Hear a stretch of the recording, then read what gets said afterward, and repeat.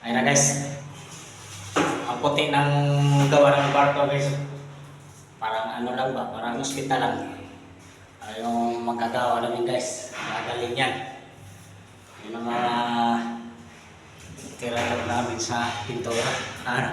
Ay tumingin eh. Takot sa camera. Oops. Yan. Ganda lang talaga guys. Bilisan. Ano, tapos na agad. Isang araw lang talaga niya. Isang palapag, isang araw. Ginawa niya. Ganun kabilis itong pintay namin. Number 23.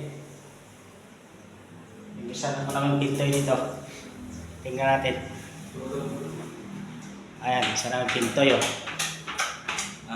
Ayan. Ayan, isa naman pintay dito. Diba?